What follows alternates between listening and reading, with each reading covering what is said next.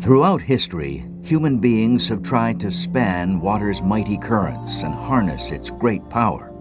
But sometimes, that power works against us. On June 17, 1958, Vancouver bridge builder Bill Stroud picks up some of his co-workers, as he does every morning. Before the day ends, everyone in Bill's car will be seriously injured or dead.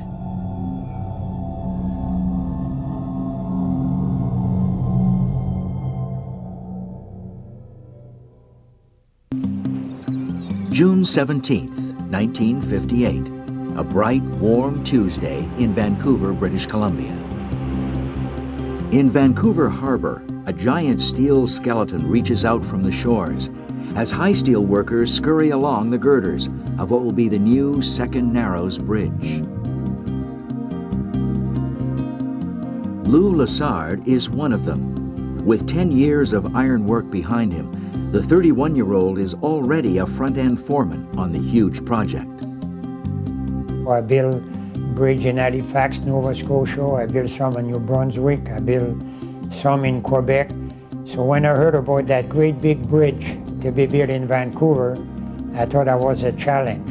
That was in my blood. That was the biggest bridge. I want to be part of it. Lou has a lot of respect for the men who work under him, including young Bill Stroud. He was an athlete, extremely solid athlete, tall, skinny, healthy, bright, intelligent. So that's why I hired him to work with me, because he got good footing, he's not scared of the air. Bill is a front-end connector, responsible for joining the huge girders that make up the bridge framework.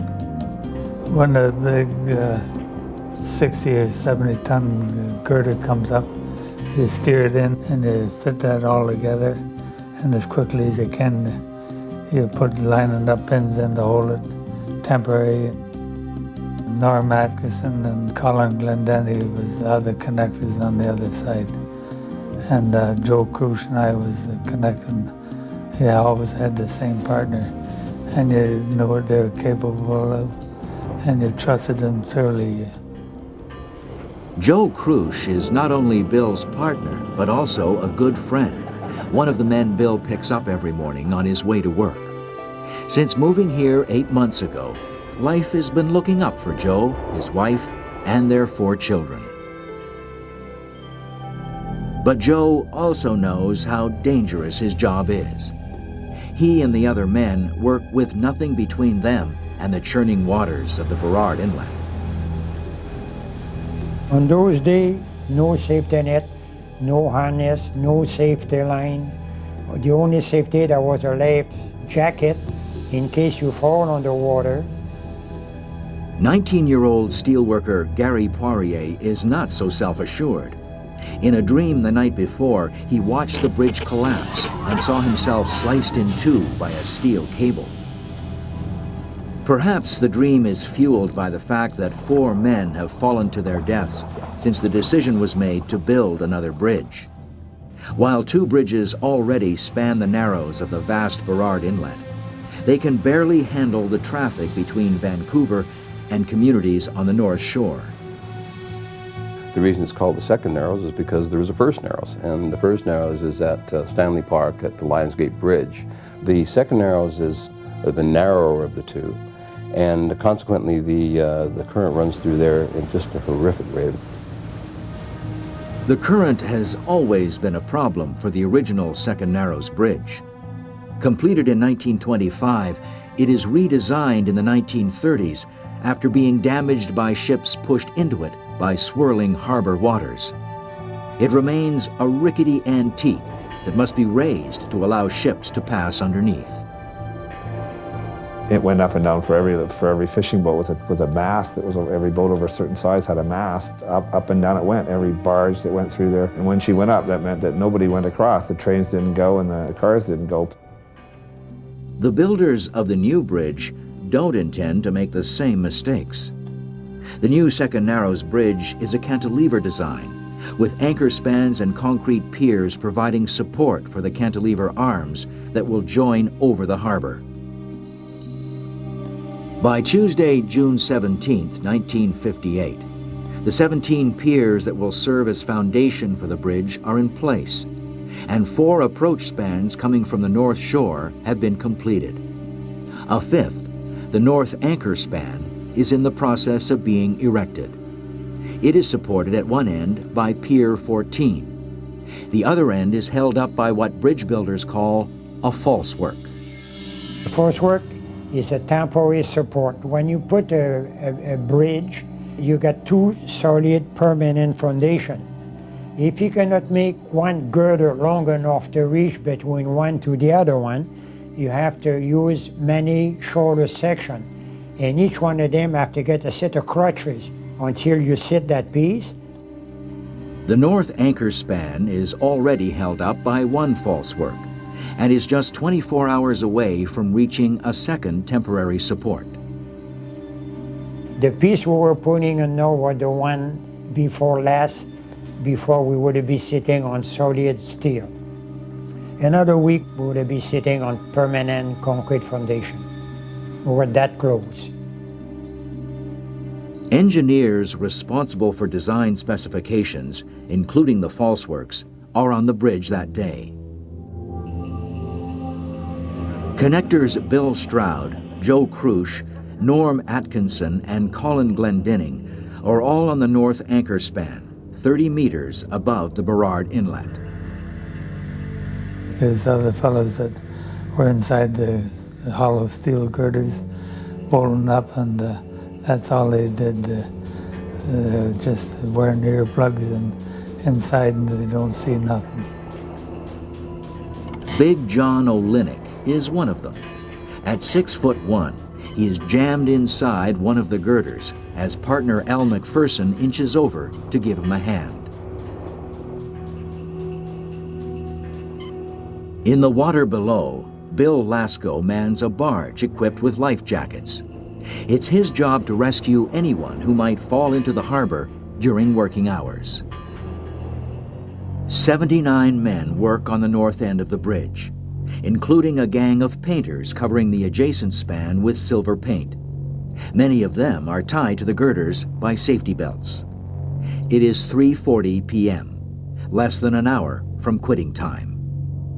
I myself was on one of the leg of the derrick, which is about 10-15 feet higher than the bridge, doing the signal to pick the load. I just give the signal to pick the thing up. As we're picking the load, that's what that's happened. In a nearby neighborhood, 9-year-old Alan Safrick plays baseball with friends. I was pitching to this guy named Ron Vellman. Man, he hit this ball way over the edge, and I turned to look and see this ball going. It was just like a shunt. It just shook me like that, right? It was something that we never heard before, you know? There was a high-pitch steel snapping. You cannot describe it. With the noise, the anchor span shudders, then slumps a few meters. It pauses for just a heartbeat. Then, with another convulsive spasm, the south end of the span plummets toward the waters below, taking men and equipment with it.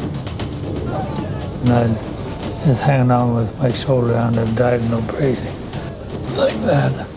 And then when the bridge went, I still must have hung onto that cable because my hand was all torn. I was immediately knocked off, and probably Norm too. And we went right down into the water. As the span falls, bolter Al McPherson is killed instantly by the crush of heavy steel. His partner, John O'Linick, is still inside the hollow girder. The anchor span's violent fall cracks the concrete foundation of its support pier. The movement pulls the pier out from under the adjacent span, causing it to fall as well.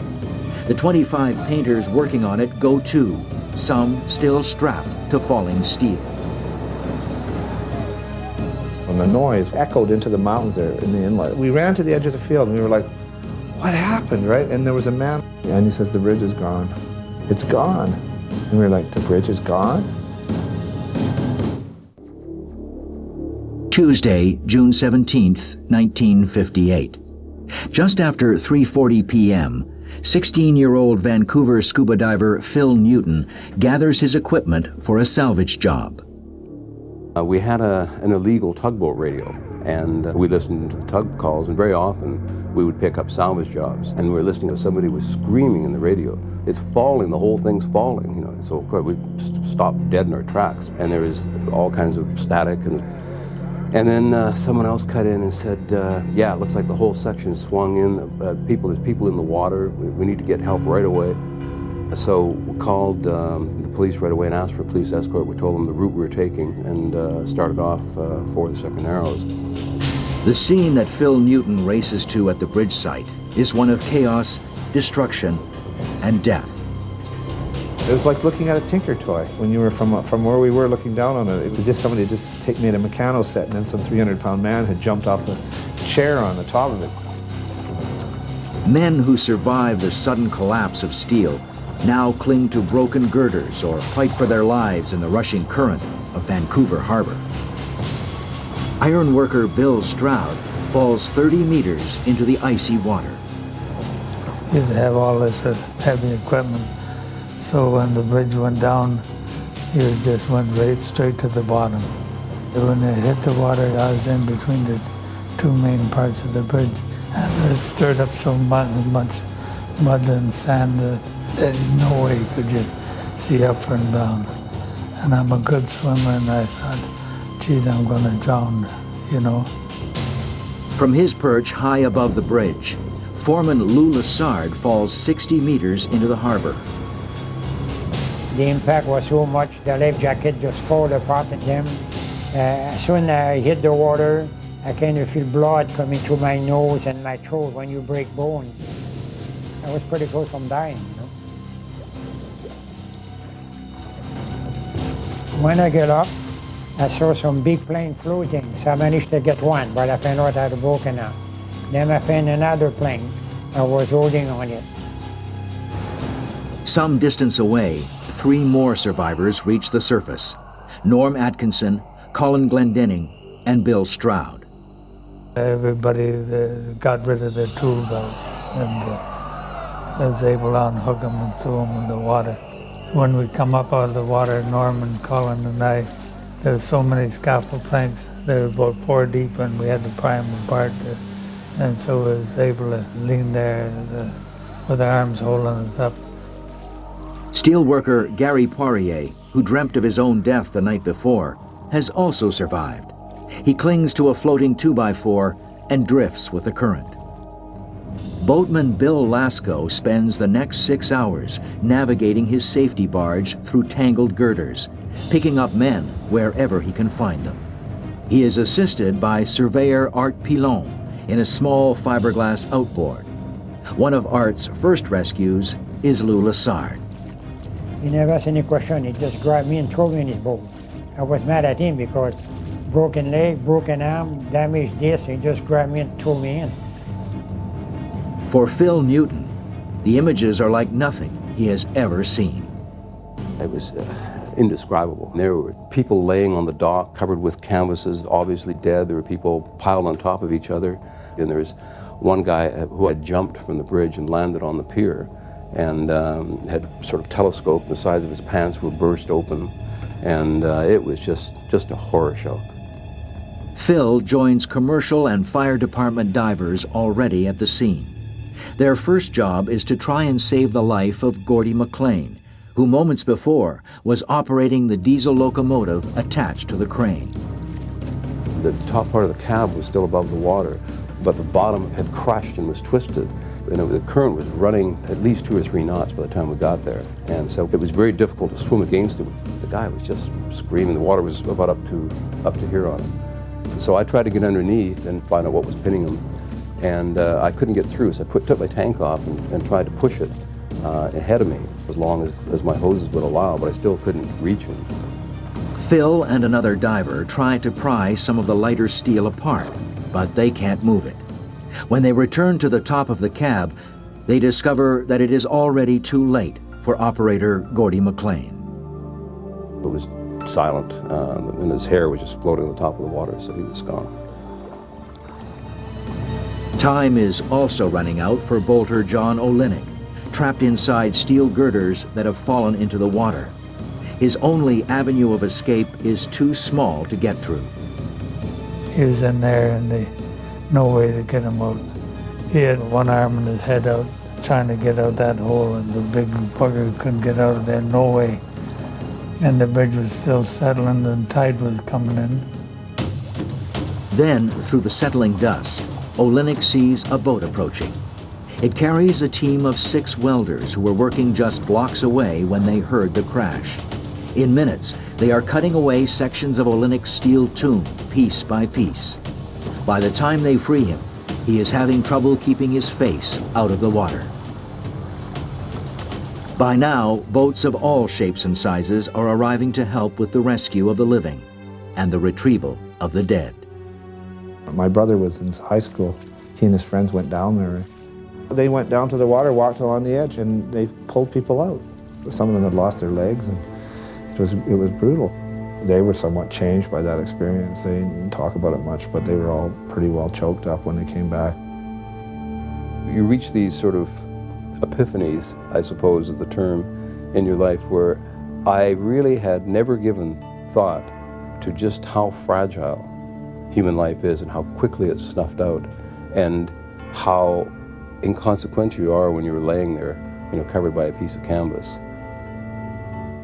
The second Narrows Bridge collapse is the single worst disaster in Vancouver's history. 20 bridgemen are hospitalized, many with serious injuries. 18 more are dead. Most are killed before they hit the water. Among the dead is Bill Stroud's friend, Joe Crush, who leaves behind his wife and 4 young children. They couldn't find him after the bridge went down for a long time, and there's steel piling that were pulled together in kind of a wedge form. And eventually somebody spotted him sitting in there with the head chopped off. He was floated right up into the top of the piling. I'm sure there was also wife and kids and family worry what's happened today. 18 of them didn't come home that night, and another 20 in the hospital, like me, they didn't come home.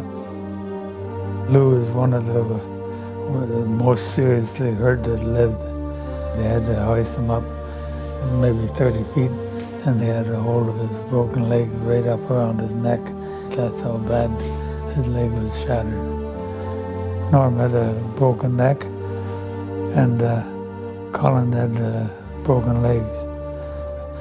I had compressed fractures in my spine, 2 of them, and I broke some ribs on this side. A Royal Commission of Inquiry investigates the cause of the tragedy. After only a few months, the commission releases its findings.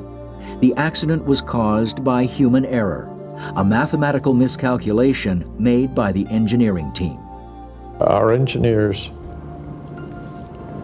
as a result of their analysis of the plans and so forth, reached a conclusion that there was a weakness in the design of the grillage at the foot of one of the falsework supports, the one that was furthest out. There was a young engineer, and he had the responsibility of designing the falsework. And the resident engineer who was assigned or given the responsibility of checking the young engineers.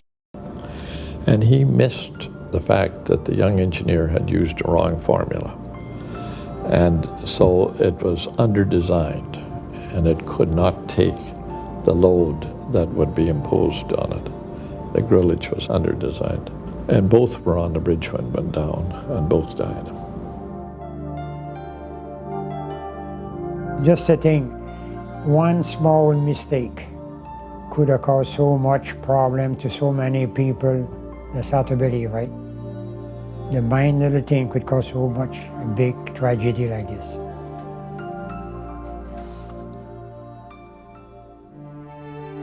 On June 7th, 1960, the 2 ends of the second Narrows Bridge are finally joined over the Burrard Inlet.